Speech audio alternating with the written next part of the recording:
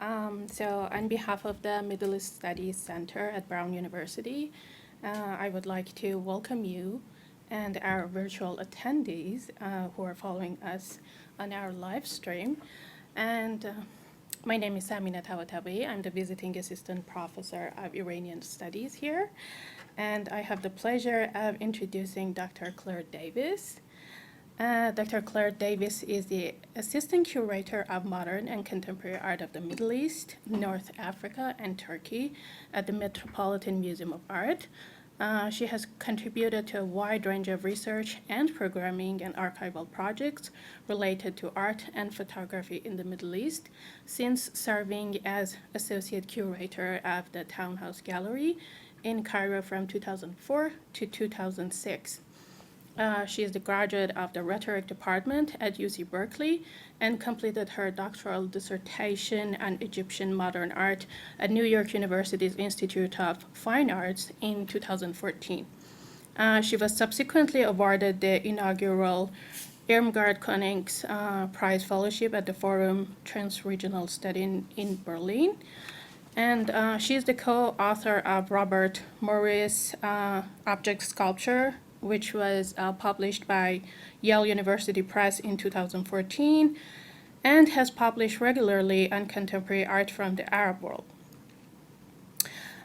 Since joining the Metropolitan Museum, she has overseen the installation of Y2 Barada's Lyotai unit blocks, also curated American-Iranian artist Siar Majani's exhibition Follow This Line, and also organized a scholarly seminar on collecting art from the Middle East. Her upcoming projects include Ryan Tabat Alien Property, which is a collaboration with the Department of Ancient Near Eastern Art at Metropolitan Museum, as well as a spiritual pop art in 60s Iran, which is relevant to the talk today. Please join me in welcoming Dr. Davies.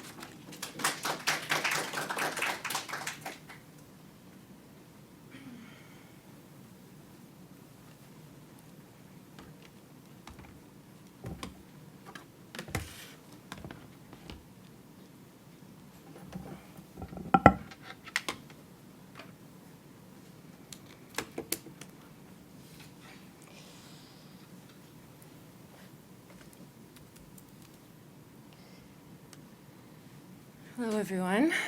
To begin, I'd just like to thank Samin for the invitation to be here.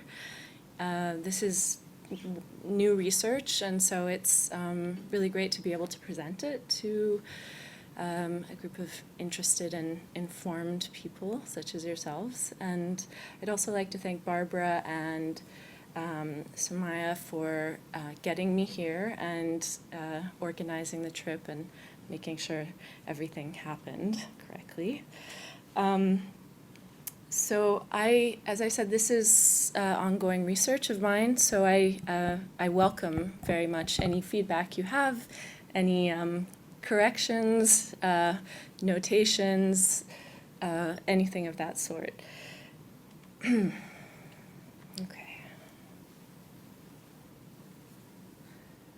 See if I can do this, yes. So, around 1960, Iranian artist Charles Hossein Xandar Rudy produced a watercolor and ink painting on glossy brown butcher paper. A string of cartouches bearing the words Map of Tehran in Farsi act as a frame. Let me get the pointer. So here, is this working? This is the frame. Inside, a skewed lattice of intersecting bands is marked with street names dating to the mid-20th century. The rounded letters of the street names recall other works by Xandar Rudy from the early 1960s. They're surrounded by a profusion of small black bubbles that appear to lift the words into relief. Dense webs of numbers fill the space between the streets. In one quadrant, which you can see here, the artist has spelled out the name of Arabic letters, Mim, Kaf, Waw, among others. They appear to line the surrounding streets as if they were buildings. At first glance, these ink grids, filled with numerals and a spattering of letters, suggest a scientific or administrative demarcation of space, a bird's-eye view characteristic of modern map-making, an omniscient and disembodied perspective central to modern forms of colonialism, as well as an image of the city privileged by the Iranian state at that time above all others. However, looking closely, it is difficult to distinguish a logic or pattern hidden in the grids on Xandar Rudy's map. Seen against the backdrop of his practice, the work summons instead the magic squares and talismans that populate so many of the artist's paintings and drawings from the same period. And this is an example of that, and you can see here the sort of examples of magic squares. This is a divination bowl. I'll show you. So this is, these are prints that informed the work. I'll get to that in a second, and the divination bowl. In the late 1950s and early 60s, Xandar Rudy turned to Shiite material culture for inspiration. Especially salient was his use of mass-produced prints depicting the Battle of Karbala, the portraits of Shiite holy figures, as well as prayers and talismans. Also prevalent was imagery related to the Sokka Honey, or neighborhood water fountains, that often connected to shrines. A focus on contemporary popular culture was espoused early on as well by Parviz Tanavuli, a professor of Xandar Rudy's at the School of Decorative Arts. Founded in 1960-61, or around the same time as the creation of Xandar Rudy's map of Tehran, the school offered an alternative to the academic realism encouraged at the Faculty of Fine Arts, and attracted a generation of artists that would go on to define a new and modern, quote, visual idiom of Iranian nationhood that drew on local sources. Among these students were a handful that were singled out for special praise and support, and included Xandar Rudy, Faramarz Pilaram, Mansour Ganjiz, and the late Masoud Arabshahi. Dubbed the Sokka Honey School in 1962 by critic and architect Karim Imami, this group of artists shared an affinity for an aesthetic of mass-produced religious print material gathered from Shiite shrines. Map of Tehran is both a map and a contemporary work of art, an example of both pseudo-technical and real aesthetic expertise. It places the figure of the artist in dialogue with the architect and the civil engineer, two professions at the center of the Pahlavi-era nation-building initiatives in Iran, and the accompanying boom in construction. Xandar Rudy's work clearly doesn't espouse the rules of conventional mapmaking. It isn't predicated on specific distances or exact renderings.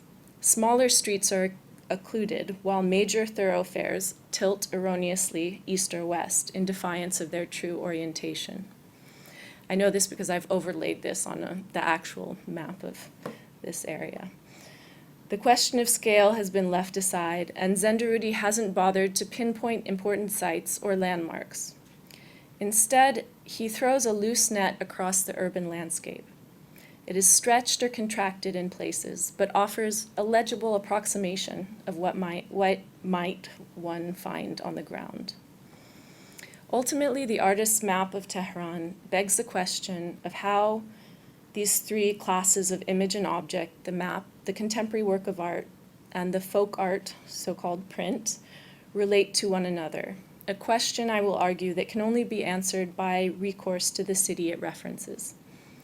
Map of Tehran offers a representation of the city as it existed in Xandar Rudy's imagination, drawn from memory and inflected by his own experiences of the city, one that was in the throes of a dramatic transformation.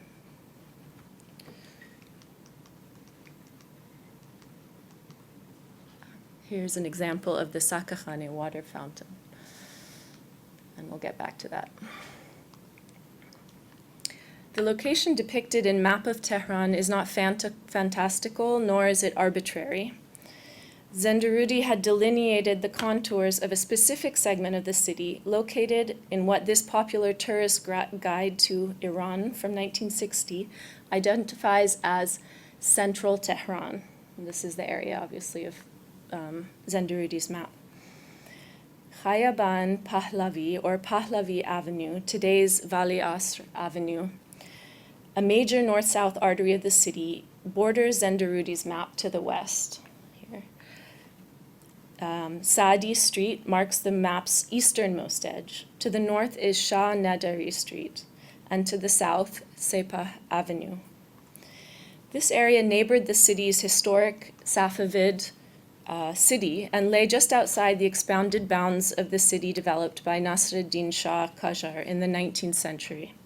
It is perhaps best described as the core of the modern Tehran, envisioned by Reza Shah Pahlavi. So here's the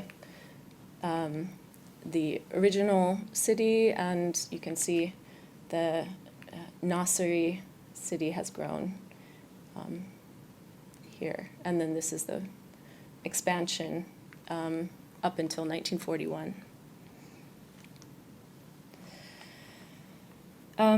Between 1926 and 1941, key governmental institutions, banks, foreign embassies, as well as the College of Fine Arts, were located in central Tehran. The location of all these institutions, some of which are indicated here in red, you can see how many of them are in this particular section, which is covered by Xandar Rudy's map.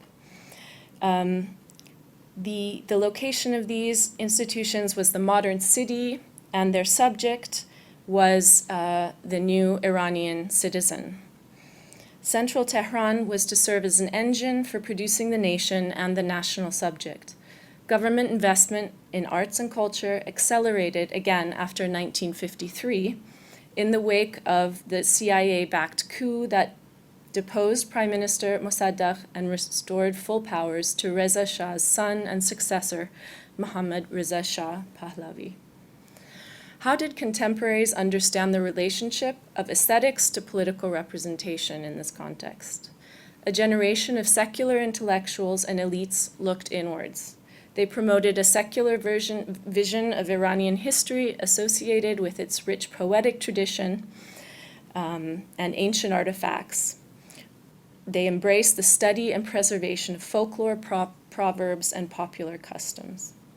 Historian Farzin Vejdani ascribes the shift in part to the fallout in the wake of Iran's constitutional revolution in the early 20th century, and a growing sense of despair within the public sphere at the possibility of real political change. Quote, skepticism over the prospects of genuine parliamentary democracy and a free press, claims Vejdani, facilitated a collective intellectual pursuit of non-democratic cultural articulations of nationalism, articulations that pursued the romantic ideal of authenticity through the apparatus of scientific methodologies, unquote. Both a return to Iran's glorious past and the championing of so-called folk or popular culture supported the common goal of articulating the terms of a modern Iranian national identity. The same terms also served to elide class and ethnic difference. Likewise, both terms converged in the mandate of the Society for National Heritage, or SNH. Founded in 1922, the Society defined itself in part as, quote, its mission as, quote, cultivating public fascination with Iranian scientific and industrial historic heritage and attempting to protect the fine arts and handicraft through their old style and method, unquote. This translation is not mine. The Society lobbied successfully for the creation of a list of national heritage sites formulated in 1925. 2 years later, the government forced France to relinquish its rights to archaeological sites in Iran. In another landmark achievement for the Society, a new archaeological museum, the National Museum of Iran, opened in 1939. It represented one of the first major cultural institutions to be situated in central Tehran and appeared to cement the roots of Iran's national and modern identity in the pre-Islamic past. In this cutout, you can see the location of the National Museum in the area covered by Xandar Rudy's map. The society also developed a network. The society also developed a network of some 40 mausoleums across the country. And in here and other places, I'm indebted to Talin Grigor's research on this topic. They developed a network of some 40 mausoleums across the country that offered a secular alternative to long-established Shiite pilgrimage routes. Some of the figures who received the society's attentions were Ferdowsi, author of the Shahnameh, 14th century poet Hafiz in Shiraz, and Kamal al-Mulk, a 19th century painter who pioneered what Wendy Shaw has termed art in a Western modality. Notably, the society also erected mausoleums for American art historians Arthur Upham Pope and Phyllis Ackerman, who had played major roles in establishing the field of archaeology in modern Iran. In this new politics of collective identity, Grigor notes, pilgrimage became tourism. And this is an example of one of the mausoleums, specifically the tomb of Hafiz, as you can see. These are two images of Tehran's Bazar, taken in the 1950s by Magnum photographer Inji Morath. They might appear they're through the perspective of a visitor to Iran, someone who's never lived there. They might strike you as somewhat exoticizing, but I do think that that's the perspective that we're actually looking through here at the moment. And I'll elaborate. After 1953, the government of Mohammad Reza Shah adopted a similar approach to the capital city itself, proposing to transform an area associated with political opposition and the religious establishment into an open-air museum. Southern Tehran and its historic Bazar had become key sites of anti-regime agitation and were framed as a social and cultural counterpoint to the wealthier, more secular neighborhoods to the north. Between the late 1950s and early 1960s, or precisely the period I'm addressing today, large numbers of well-to-do residents relocated from this older urban center in the south, reorganizing the city's spatial demographics along what Arang Keshavarian calls class rather than communal lines. And here's a quote from him. Depending on one's theoretical perspective, the dualism of northern and southern Tehran was representative of the dichotomy between the modern and traditional, Western and authentically Iranian or Islamic, bourgeois and proletarian, or the land of the idol worshippers and the land of the disinherited. A master plan for the development of Tehran, published in 1969, sought to promote growth along the city's east and west axis, providing a corrective to the migration of wealth and the concentration of state power to the north, and the boom in population of southern Tehran, driven by the mass immigration of rural Iranians to the capital in search of work. A second goal of the plan involved recoding the northern and southern halves of the city according to the vision of the state. Selected historical areas were to be transformed into tourist hotspots, says Grigor, quote, representing the traditional Tehran in contrast to the north. So Tehran's middle and upper classes would now be able to participate in a form of secular pilgrimage within their own city, in a trip to the Bazar. The path from the modern city to southern Tehran, however, had been forged a decade earlier by artist-collectors such as Parviz Tanavoli, Marcos Grigorian, and Munir Farman Farmayan, as well as Xandar Rudy and other Sokka Honey-affiliated artists. This is an example of an exhibition of Iranian popular art, as you can see, that comes from the collection of Marcus Grigorian, just an example of the kind of collecting activity that these people were involved in. Other examples are the coffee house paintings, which were very popular and were collected by Munir Farman Farmayan, exhibited, and eventually entered the national collection. The term Sokka Honey refers to a specific structure. This strange altar, this Sokka Honey, wrote translator and editor Peter Lambourne Wilson, has a magical ritual quality about it. Apparently, you stand face to face with some sort of sacred or ceremonial artwork, unquote. In an essay by Karim Imami that appeared in the same exhibition catalog as Wilson's text, the critic highlights the intimacy and the relationship to everyday performance of prayer in comparing the contemporary works of Sokka Honey artists to the Sokka Honey as a structure itself, or a locale. He says, the atmosphere was one of, and he's speaking here of the works of art, the atmosphere was one of Muharram morning, of candles reflected in shiny brass bowls, of chants of Ya Hussein and Blessed be the Prophet. The atmosphere was a religious one, but not as lofty and as grand as that of the Shah Mosque in Isfahan, nor as spacious and impersonal as that of the Sepah Salar Mosque in Tehran, but intimate and close at hand, as intimate and close at hand as that of the neighborhood Sokka Honey around the corner, unquote. This is a painting by Xandar Rudy where you can see examples of, this is a very direct depiction of the Sokka Honey, this lattice work with the locks which are attached. You'll see some of that again shortly. Both texts appeared as essays in a catalog that was published in conjunction with an exhibition held in 1977 at the newly inaugurated Tehran Museum of Contemporary Art and dedicated to the Sokka Honey school. So already in 1977, they were kind of being celebrated as a group and as part of Iranian modern art history.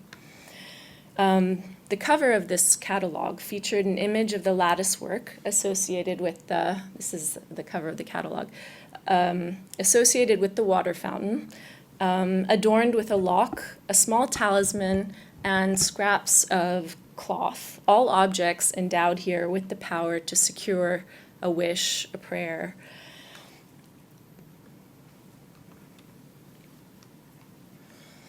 The best-known origin story of the Sokka Honey group features another kind of space. Critically, it also centers around a trip undertaken by Tenavli and Xandar Rudy to a shrine in the nearby city of Ray. A favored locale of Qajar monarchs, Ray was a much older city than Tehran and had historically existed outside the city's perimeter. However, the construction of a 5-mile railway between Tehran and the shrine of Shah Abdel-Azim, under the rule of Nasser ad-Din Shah in the 19th century, facilitated movement back and forth, and ultimately brought Ray into the outer folds of the expanding city. Tenavli recalls this origin story. It's his origin story. As time went by, he and I saw more of each other. He's speaking of Xandar Rudy.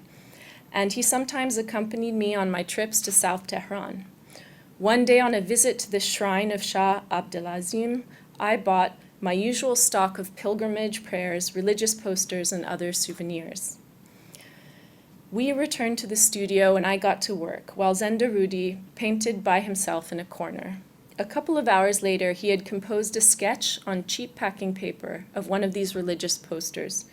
This sketch, which may still be extant, resembled one of the religious posters and showed a hand embellished with writing.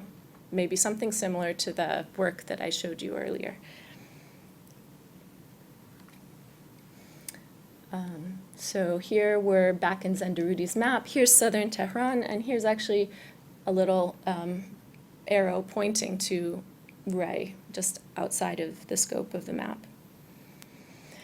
Imami returned to Tanavali's narrative in his 1977 catalog essay, noting, quote, "The copies they bought and took home fascinated them with their simplicity of form, use of repeated motifs, and their bright, almost gaudy colors. The cultivation of this aesthetic, however," and this is an example of one of the prints that he's describing here. "The cultivation of this aesthetic, however, was not only a matter of form and color, I argue. In order to grasp what was at stake, it is necessary to move beyond the object and back into the city." And this is one of my favorite images. Studio photographs of Tanavali and Xandar Rudy posing as pilgrims at a shrine in Mashhad in 1965, so 5 years after this origin moment, suggests their interest not only in the ephemera associated with pilgrimage, but also in the performance of an identity, that of the pilgrim, that the Pahlavi state was at the same time working to relegate to the space of the museum. So here's Xandar Rudy. This is Xandar Rudy right here. This is Tanavali. Here Xandar Rudy appears against the backdrop of a shrine. Again, you see the lattice work, so there's a lot of overlap in imagery. Both artists, as I said, adopt poses that indicate their connection to the site and serve as evidence of their trip there. So they're actually, pointing to specific places in the backdrops. At the same time, these two photos mimic the ways in which Iranians were interacting with the secular pilgrimage routes laid out by the Society for National Heritage for a modern middle class and secular national identity. The photograph you see here appears in a text by Grigor that illustrates well her claim that, quote, "For the growing middle class that adhered to a modernistic aesthetic in their taste and looks, to pose and be photographed in these secular spaces was not only to feel and to be modern, but was also to contribute to the modernity of the nation." Another origin story for Sokka Honey returns the artist to the modern city, and indeed another creation of the Society for National Heritage. On a visit to the National Museum, Xandar Rudy recalls coming across a talismanic shirt that inspired his incorporation, he claims, of similar apotropaic inscriptions in his own paintings and work from that time. Located within the perimeter of central Tehran, you saw it just now on the map, the museum nevertheless functioned as a prototype for the museumification of the so-called traditional city and ancient sites that were now deemed exemplars of national heritage. So it starts to become a bit confusing as to where the museum actually is. In this instance, Xandar Rudy identified himself specifically with the modern Iranian subject or museum visitor, as well as the artist who produced these talismanic shirts in the past and related objects. Notably, Tehran's early galleries tended to be located in central Tehran, while Xandar Rudy and Tanavali had studios in southern Tehran. The constant back and forth was a constitutive component of artistic practice of the period. Apadana, House of Fine Arts, you see the poster here, opened as a storefront space on Shah Reza Avenue, major street in central Tehran, in September 1949, and served as a gathering place for artists and intellectuals until its closure only a year later. In 1954, Galerie Esthétique opened at the hands of Marcus Grigorian, who we've seen before. Grigorian would go on to help found the first Tehran Biennial of Art in 1958, which helped lay the ground for the prominent new role that the arts would come to inhabit over the following decades. And the accession of Queen Farah to the throne in 1959 also was one of the catalysts for major acceleration of support for the arts. Other spaces located in central Tehran, here you see a poster of an exhibition of Xandar Rudy at Atelier Kabud. Other spaces, such as Atelier Kabud and Rasht 29, located in Tehran were artist-run And as with Apadana, both fulfilled multiple roles, providing space for people to meet, to show work, and in some cases to stage salon-type events featuring music, performance, and recitals.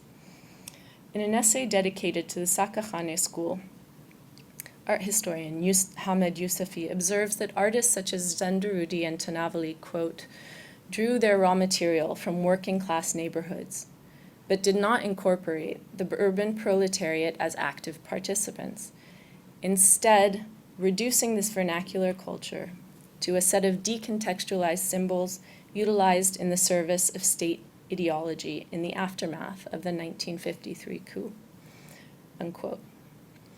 At the same time, I would argue, these artists' accounts of trips back and forth between central Tehran and southern Tehran betray a keen awareness of and deep-seated ambivalence towards the mapping of modernity and tradition onto the city, and the subject positions assigned to the artists within this matrix. And by way of counterpoint to the examples of Xandar Rudy and Tanavali, who represent a very specific moment in Iranian art history and a position, both politically and aesthetically, I thought it would be useful to offer a counterpoint here, which is to be found in the work of Sia Armajani, whose retrospective I organized last year, and who has a very different, well, some overlapping concerns, but also a very different take on this issue and these issues. The emphasis on movement throughout the city, and specifically southern Tehran, recalls Sia Armajani's practice of the mid to late 50s. The artist's memories of visiting this area and returning home to a more affluent part of the city than in the north vividly evoke the sense of a secret code associated with the politics and performance of opposition, political opposition. And Armajani was involved with the National Front Party at the time, very politically active, not actually a member of any party, however.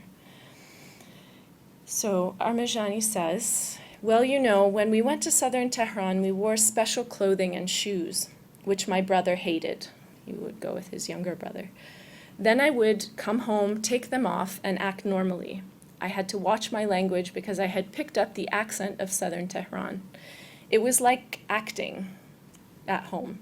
You spoke that kind of language in open society as though you were reciting lines, attacking them without knowing it. Them being the sort of opposite of southern Tehran, the symbolic alternative. The language Armajani picked up in southern Tehran acquired a political force with its insertion into a socioeconomic and political milieu defined by contrast as modern, westernized, and bourgeois, and secular. Part of its power lay in the misunderstandings it generated, a language that, as he said, could attack without detection. Unlike Xandar Rudy and Tanavali, however, Armajani was a strident opponent of the Shah's regime and his vision for Iran. In this sense, his practice stands in stark contrast to that of Tanavali and Xandar Rudy's and the Sokka Honey school overall. His works from this period are collage-like and deliberately difficult to read. I'll return in a sec. Either as text or as image, and many of them actually contain text and image. Both. You can see here, this is a piece called Fairy Tale. It includes a spell, which is made up of 3 parts, this one, and this one. This is an example of a magic square. And then there's, of course, all this text. And one thing that Sia likes to do in these collages was to cover, actually paste over or seal pieces of paper over something that's on the collage, so we don't actually know what's under there. I think that what you'd find here if you lifted these up are political messages against the Shah, but there's also puns here that he's making visually and with text. So when I speak about his collages from this period, this is kind of what I'm referring to. And These he signed, he titled, signed, and dated as if they were a journal or a broadsheet for the National Front Party. And the title was Mossadegh's Way, Rahe Mossadegh. And so he wasn't even presenting these as works of art. He was presenting them as a kind of his very idiosyncratic take on the Night Letter, which would be a political message that was passed around secretly amongst political networks or allies, presumably at night, which is why they're called night letters. So you can see how his opposition to the Shah and to the government was really at the center of his practice at that time.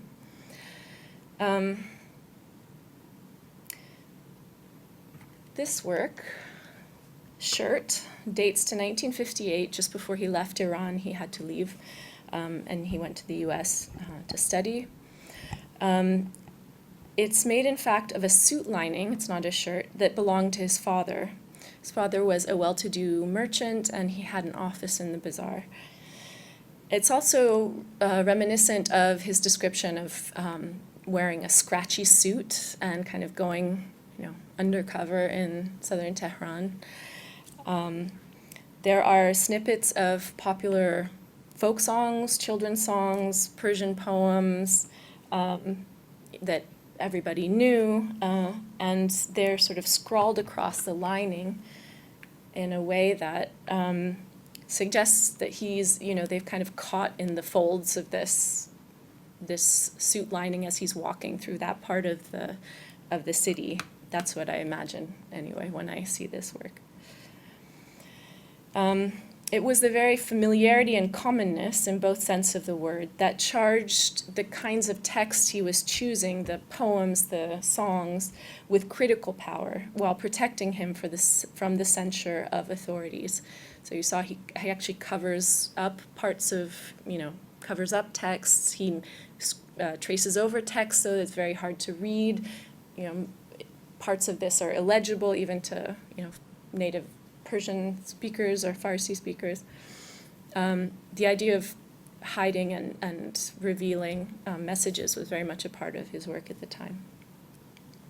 Armajani rejected a top-down vision of modernity that would be situated in central Tehran, and which he saw the government as promoting in relationship to this idea of resolved and coherent whole. So the Iranian state could be a modern state that had a very clear and unproblematic relationship to the past and to the future. There were no loose ends, there were no omissions. This was a completely sort of resolved picture of modernity, as I said. Instead, Armajani associated modernity with southern Tehran and the fragments of oral and material culture that he included in his collages and works. This vision of modernity was one of an irresolvable modernity, full of deliberate omissions, partially legible texts and images, and double entendres. It was a modernity whose boundaries were evolving and was almost impossible for that reason to define in a sort of final sense.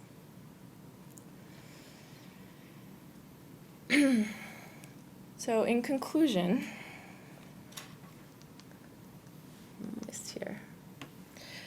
I just want to put this whole discussion in a little bit of context and wrap up in that way. So the entanglement of contemporary art, ancient artifacts, and popular culture is familiar to many histories of art set in post-colonial or nation-building contexts, not just Iran. The political and elite and early patrons of the arts in early 20th century colonial Egypt, for example, identified themselves explicitly with the figure of the sculptor, positioning themselves as creators of a future nation, and they were literally giving form to the country's masses in this metaphor. And this is a photograph of Saad Zaghlul, who's the head of the Waft party and the sort of major opposition to both the palace at the time and to the British occupation. And he's standing in front of a very famous work titled Egypt's Renaissance or Egypt's Reawakening, and it shows this is a peasant woman who's lifting her veil, and this is obviously a reference to the Sphinx, and was very much a part of the neo-Pharaonic aesthetic of the time. But what I wanted to show by this photograph is the close ties between the political, in this case, the Waft, and even Saad Zaghlul himself, and the sculptor Mahmoud Mukhtar, who became their kind of emblem for their own role vis-a-vis society at large. Celebrated feminist and patron of the arts in Egypt, Huda Sha'rawi founded a ceramics workshop and school just outside of Cairo that supported the revitalization of traditional crafts, while also contributing to the development of home industry, an approach that she borrowed from Gandhi's Swadeshi movement. So there were both, interest in both the high arts as well as the craft and popular art.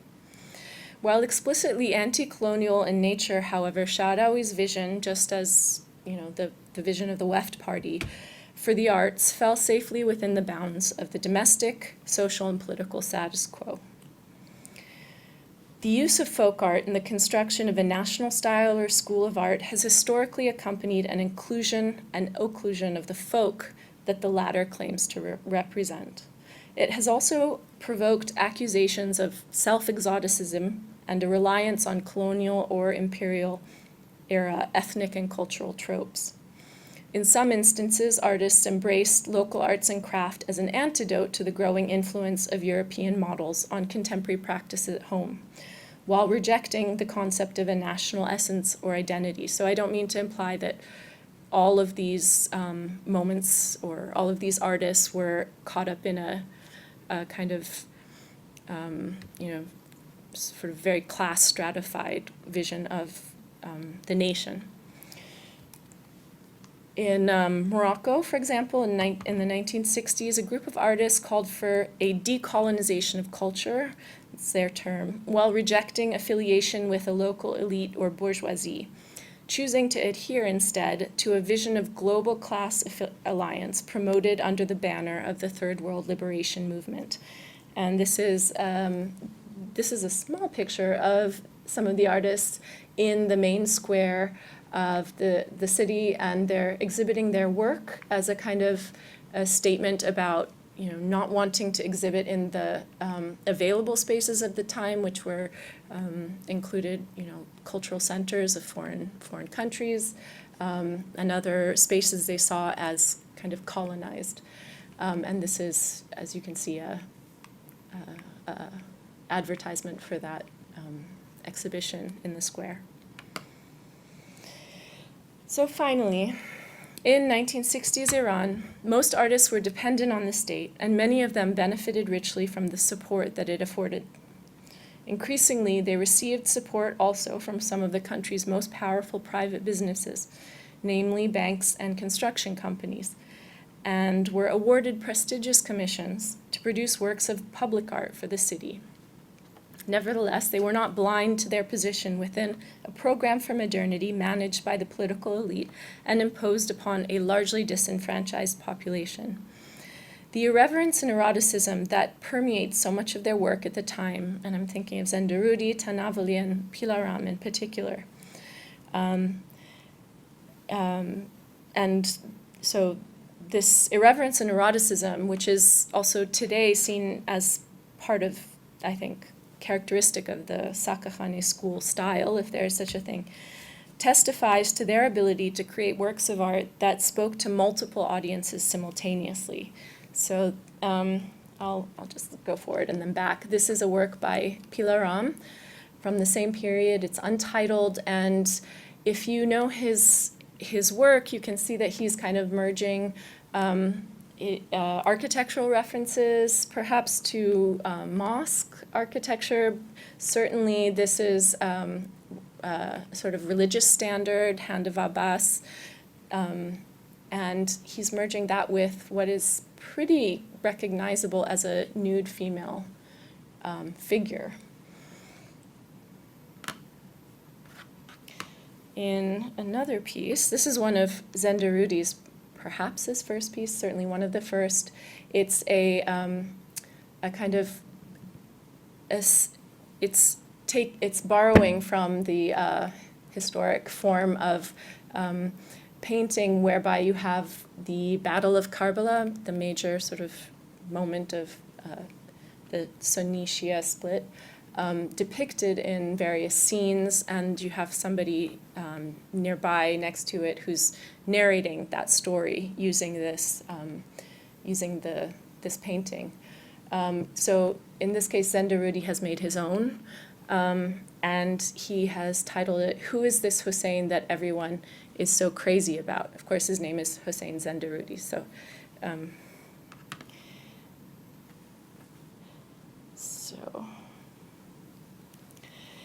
I think that the tendency of these artists also to embed works of art in performances of pilgrimage and tourism, a distinction that was at times difficult to pin down, also reinforce the tensions generated by their movement within the city and the mental map of Tehran that each of them carried within them.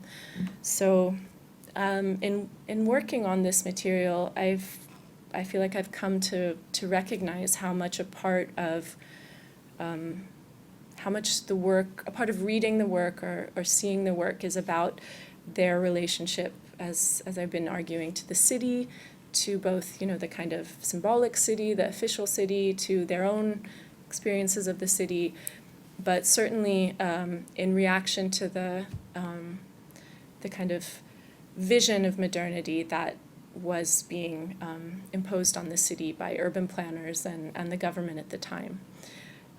So I hope you've enjoyed this talk. It's just a glimpse into some of the works of artists in Iran in the 1960s. Thank you.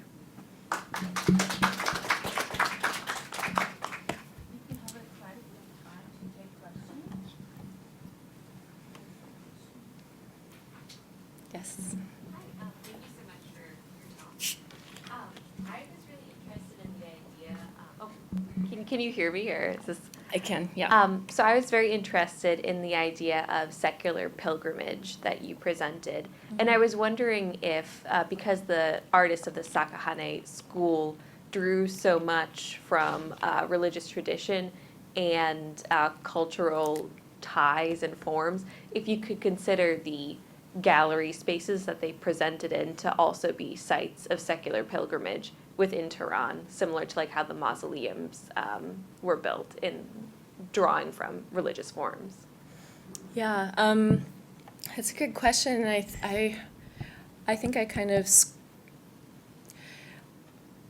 think I may have skirted that, trying to make that connection too explicitly. I think, the galleries were these sites of congregation and performance. So in that sense, there's a kind of a resonance with a secular site of visitation or a pilgrimage site. I wouldn't want to push that too much, but I do think that the way the galleries were functioning was very much a part of this sort of constant movement, through different spaces and different kinds of spaces at the time, if that answers your question. Thank you. Mm-hmm.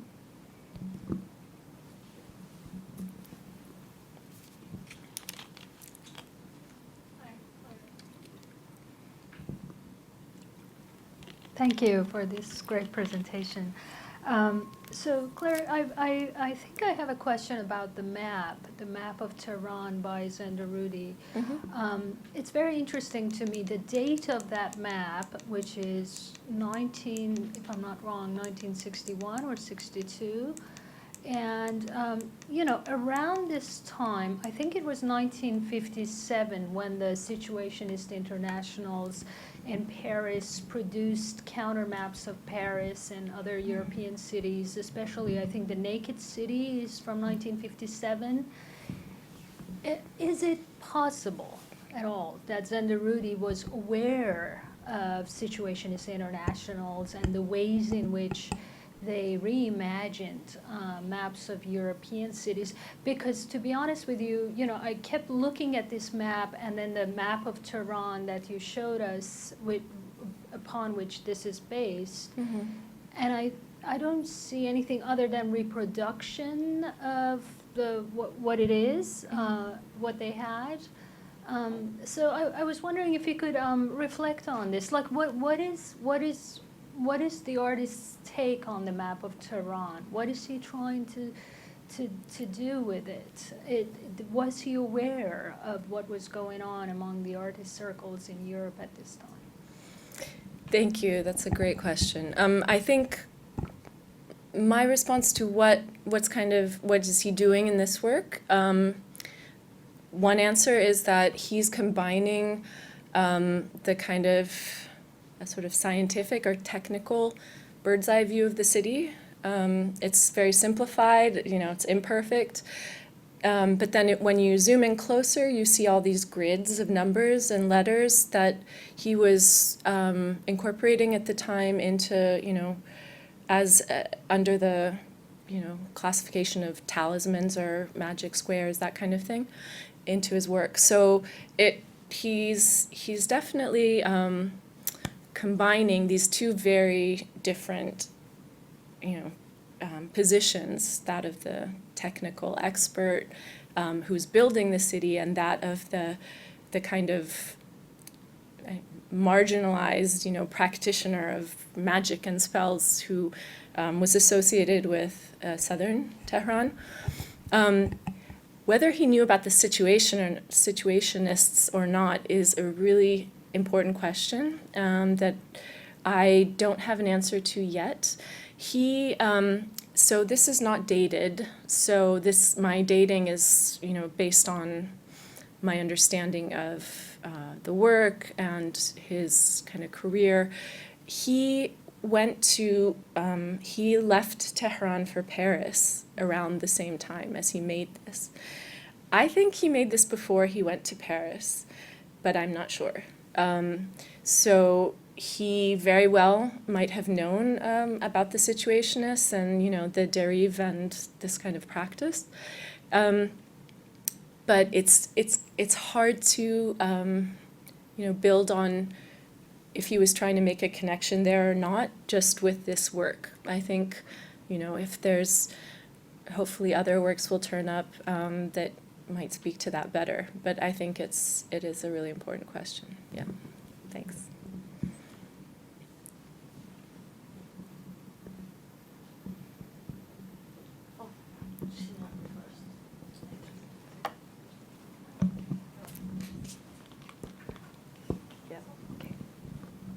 Thank you so much. I now want to read and find out more about Iranian art. My question will be from the standpoint of someone who doesn't know anything about Iranian art, but I'm fascinated with the use of writing as visual art. And so I understand that the writing, there is obviously a culture of using writing as talisman, as more than just the writing itself. Mm-hmm. And I was wondering about the different registers of language that are current at the time, because I noticed that the art studios are all labeled more or less in French. Mm-hmm. The writing is in French. This, I suppose, is what would be the language? Farsi? Yeah. Farsi. So I wanted if you could comment on the different registers of writing and language that are current at this time and how that works its way into the art. Yes, absolutely. There's so my take on this, and I'm no expert of Iranian poetry or its textual culture at the time, but there was certainly a Francophile art scene that these artists were a part of. At the same time, So it is interesting to note that, the posters, their advertisements are in French, which kind of limits the reach of of the poster. But within their work, I don't think I've ever seen anything other than Farsi, Persian. And depending on, so sometimes you see pseudoscript in works by Xandar Rudy, and sometimes you get actual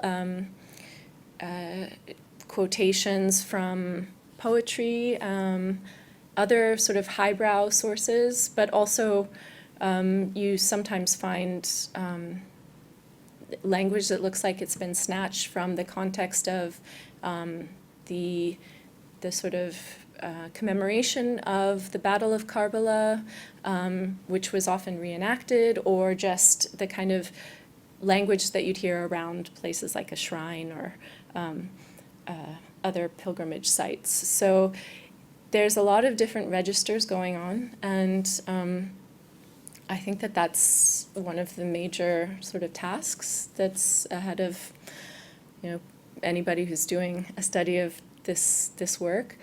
I think that yeah. So I was kind of pleasantly surprised to see that when I looked at it closely that this was not pseudoscript. This is actually, because at first glance I thought this could just be false writing of some kind, but he's really insisting that we look at this place and identify it in the city. So that's kind of interesting. I think Armajani has a very layered and rich relationship to language, and especially the modernist poets of the time, who I think, from what I understand, were also sort of meeting in southern Tehran, and that the modernist poetry was being used in many different ways. One of them was actually as a vehicle for kind of articulating political thoughts, but in a way that couldn't bring censure or, security forces.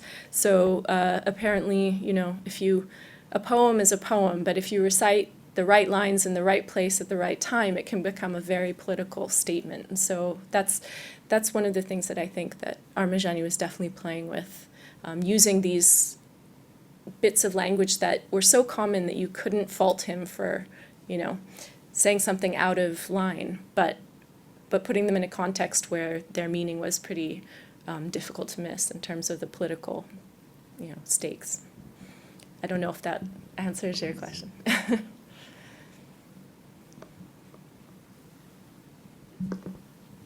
Thank you. That was very inspiring. This is also an outsider question, but can I tag on that one? Because I thought you were talking about, not maybe in very clear lines, but of a juxtaposition between the secularized, modernized art and this kind of art. Mm-hmm. Did you just say the brochures were in French of these? Yeah, no, this art was kind of it was very much used as a sort of visual idiom by the state of its ability to be both modern and have roots in, popular culture, or some of the artists worked more with ancient, Achaemenid references, that kind of thing. But this was sort of the work that was put up front and center as the vision of, modern Iranian art. Mm-hmm. So it's interesting that, they were drawing very heavily on these, sort of what we think of as traditional forms, or non-modern forms of image making. Mm-hmm, mm-hmm. So the brochures were in French of these exhibits? I'm confused. The French. Yeah. So one of the posters is for. That was in Marrakesh, I thought, the poster. No, that was another. That was a reference to the Casablanca group. But this is a bilingual poster for this early gallery that was founded in '49. Yeah. But this is a poster of an exhibition, one of Xandar Rudy's first exhibitions. It's at the Atelier Kabud, which was founded by Tanavoli. And so it, It's actually, also bilingual. and yeah, now that I look at it again, it is bilingual. Okay, so Yeah. that's why I was confused. Sorry, I no, couldn't- you're absolutely right. I couldn't remember anything that was just French. No, you're right. And You're very okay, right. my Interesting, openly, why is it called atelier? It could have been workshop, but it's specifically atelier. And the museum is labeled specifically musée. it's francophone. Yeah. It's francophone. Yeah. Uh-huh. I guess he could have chosen galerie, but the Atelier Kabud was very, I think, deliberately not framed or presented as an exhibition space only. It was really supposed to be a place that generated new art and that kind of thing. About what you just said a minute ago, not about the posters, but these posters, but about the usage of modernity via so-called traditional art like this, being also as part of states' cultural politics. Yeah. But how about then the limitation of this to the south of the city and with what's happening in the north?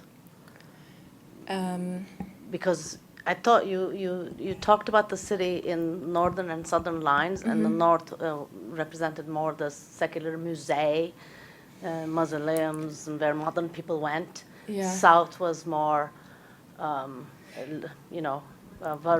working class, and that's Yeah. where these guys were. So then I'm confused about that separation when we lay it out on Tehran with north and south difference. But I just thought of these. My original question was, what happened to them as we approach the revolution after 60s? I know this is outside your topic today, but I'm very curious. Thank you. No, thank you. I'll just return to your first point before I answer the second question. So I think, certainly museums were located in central Tehran.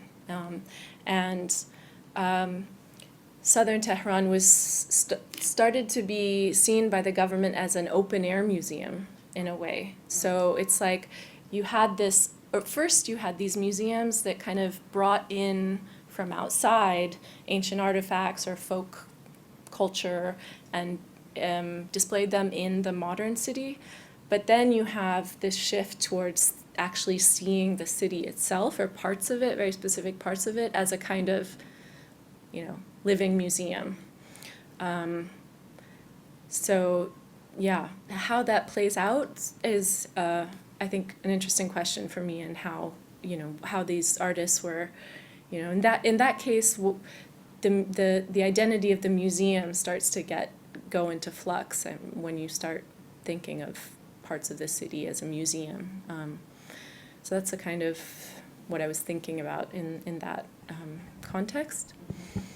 The artists, Parviz Tanavli is still very much alive and well, and I should have mentioned before that a lot of the examples of for example, the prints, the divination bowl, other things, the photographs come from his collection.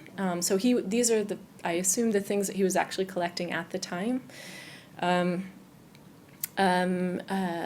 Charles Hussein Xandar Rudy is also still alive and well and in Paris, I believe. And unfortunately, Masoud Arab Shahi has sadly passed away very recently, very, very recently. Pilaram passed away in 1966, so in the middle of everything. And yeah, so there are others, but those are the ones that I've kind of been focused on. And this kind of art is continued after 60s? So yeah, I mean, even beginning in the 60s, their practices were evolving kind of away from this, For example, Xandar Rudy was producing more and more kind of strictly calligraphic works, or works that depended on the repetition of a certain letter or something like that. And Parviz Tanavli was experimenting with this, the letter, the H, which you may have heard of, and he, has been a very central part of his work since.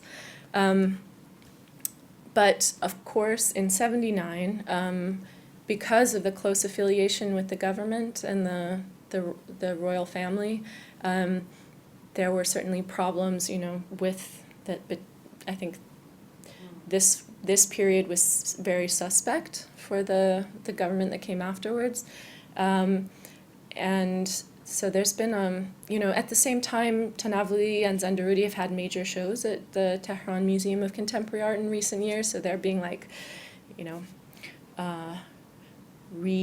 retaken for Iranian art history. Mm-hmm.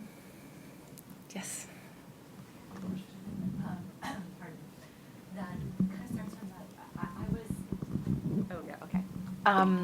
Forgive me if I misunderstood, but were the areas of South Tehran that were part of pilgrimage networks or that were producers of ephemera, were those being destroyed by the modern city at the same time as they're museumified? Does that make sense?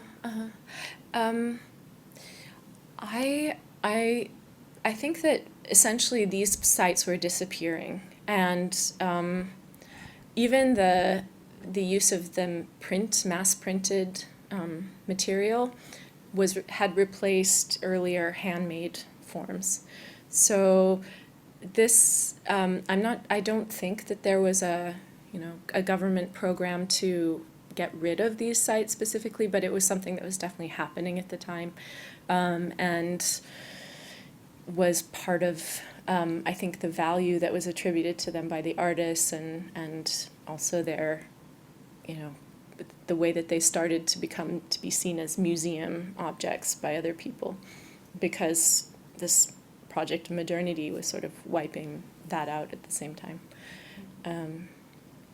But the government was also, I think they forbade the Tazia plays, the enactment of, the Battle of Karbala. So there were certain things that they were, quashing and trying to erase, but on the other hand, that there were other things that they would allow in a certain framework, and the kind of framework that, as I said, sort of elided class difference and religious difference, anything that wasn't, the nation, this kind of vision that was being promoted by them. If that answers the question. Yeah, I guess I just wanted to, or if someone else is going to. Oh, yeah, no, I guess I just wanted to maybe ask a follow-up or push further on this question of what happens with the use of religious ephemera or religious materials and religious networks when they're being co-opted by the state, but yet I'm sure they're still. And I haven't been able to understand the position of Xandar Rudy, if he is participating in the kind of museumization of these forms, or if he is actually staging part of their, if he's kind of on their team, pushing for them. Well, that's the kind of one of the cruxes of the argument here, I think, is that it's not clear. I mean, I think for me, I think that many people today associate them very strongly with the politics of the Shah and that period of time, that's for sure. They accepted a lot of support from them. Their work was used as a way of promoting Iranian culture and modern art at the time. So they were certainly, involved and complicit in that. At the same time, I think when you start to look closely at the works, you start to see these sort of kind of sly jokes and this sensibility of irreverence that was not in keeping with what they should have been doing. so the more you dig, I think the more, and you start to see how they're not completely agentless. They're also very aware of what they're in the middle of and what they're trying to negotiate and that kind of thing. So I think that also their circulation in the city and the way that they understood, the city as being mapped in relationship to their artistic practice. Also, once you understand that and their sort of performance of pilgrimage, etc., they start to look a lot more ambivalent to me politically. Yeah. Yeah, just want to follow up and say thank you very much for a lovely introduction to the art of this time. And I think your intuition to give a certain kind of autonomy to artistic practice and to look at the work in of itself rather than simply locate artists within patronage networks and determine what the work should or is like, is, I think, a really important instinct that allows for, I think, exploring or rethinking what has for a long time already, I think, in some of the scholarship on the city and the transformation of the way the city came to be looked at, what you're calling modernist visions, institutions of not just museums, but also the ways in which photography came to do important work in a term exhibitionary complex, the open air, parts of the city becoming open air museums. These are processes that I think there's been a lot of good, interesting historical work done for other cities like Istanbul, for instance, as well as Cairo. So in a way, by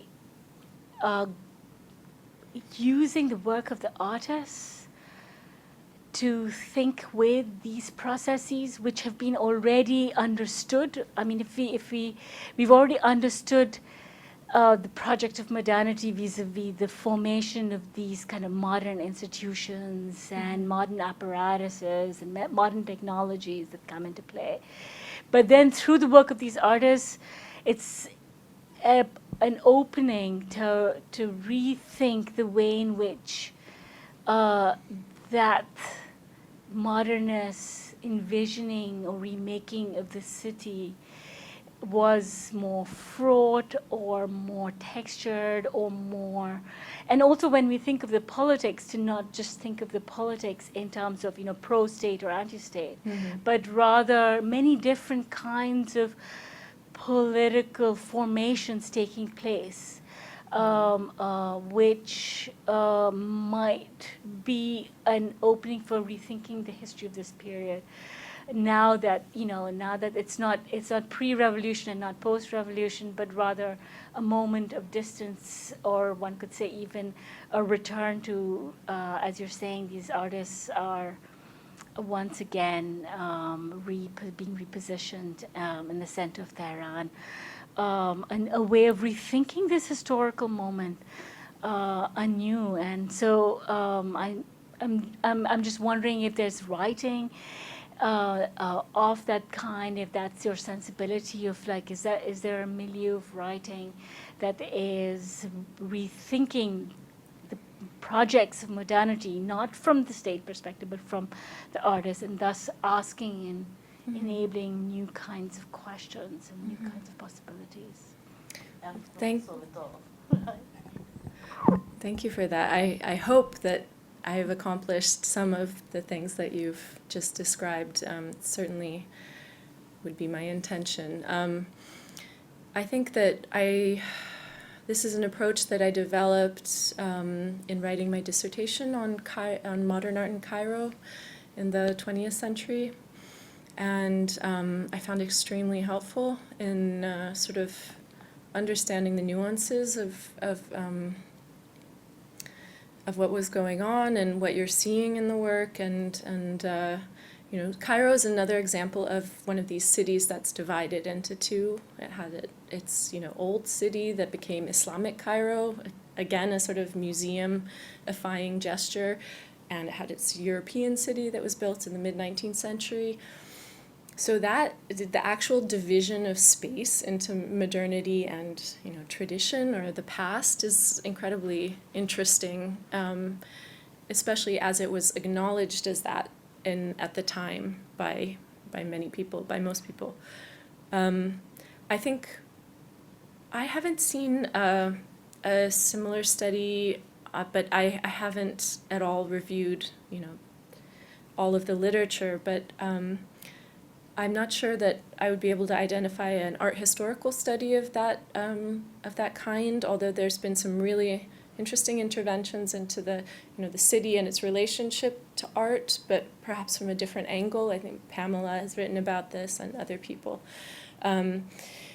There's maybe in literature more attention to this, so like, you know, how were writers placed within the city, and how did literature deal with the city in the way that you've just described so eloquently. So I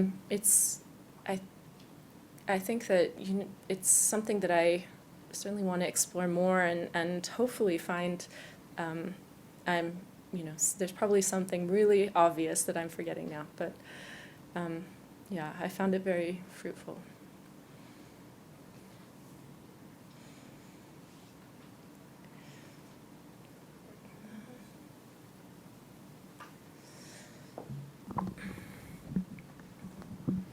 Hi, thank you. I wanted to ask how you came to be speaking in this space of all places that you could be having this talk. I'm interested that this is the platform that chose you or that you chose, and why that came to be. So I got an invitation from Samin, who has written on the Sokka Honey School as well. I think that as a curator, I find it really important to try and lay down my thoughts in a more art historical, you know, using a more art historical approach, or what I think of as that. And that serves, I hope, as the ground for, you know, for then developing some different ideas, and you know, it allows me to feel I've located certain certainties or questions or some other things. So it's, for me personally, it's just something that I go back and forth from, and presenting the work is partly because I'm relatively new to this, is you know, a way of soliciting some advice and some thoughts and good questions. So, yeah.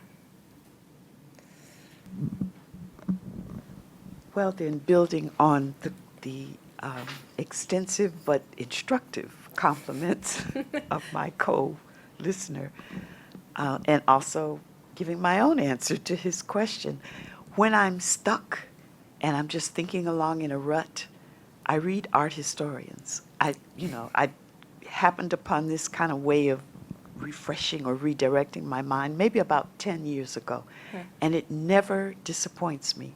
So, for example, this lovely art historical and historical presentation, besides everything about Iran and the Middle East, has already given me some good new questions about what we would just label as the appropriation of popular art. Mm-hmm. As in, people go to places where there are poor people, it's more lively, it's more colorful, they're doing other kinds of things, they're producing this kind of art, and then they take it somewhere else, and it's pure capitalist exploitation, to put a shorthand on it. But the way that you have gone back into the works to read it as she described it means that one could then revisit examples in other places that I do know more about. All the time I was thinking about the music and the art forms that are produced by, for example, by Rastafari in Jamaica, which become part of a sort of official museumized Jamaica. This is what it is, dreadlocks and so forth. Right. But there's a particular period in history that one can identify when that happens, and all kinds of political things are going on. And so now, just having listened to this art historical presentation, I can go back and ask questions about what does it mean for a fine arts trained person to go into a community that is thought of as returning to the source and taking things and doing something with it. So it kind of complicates questions in other fields that are not directly related to art or to art history. So I'm very glad that you were invited here to talk about this. Thank you. That's a huge compliment. Thank you very much.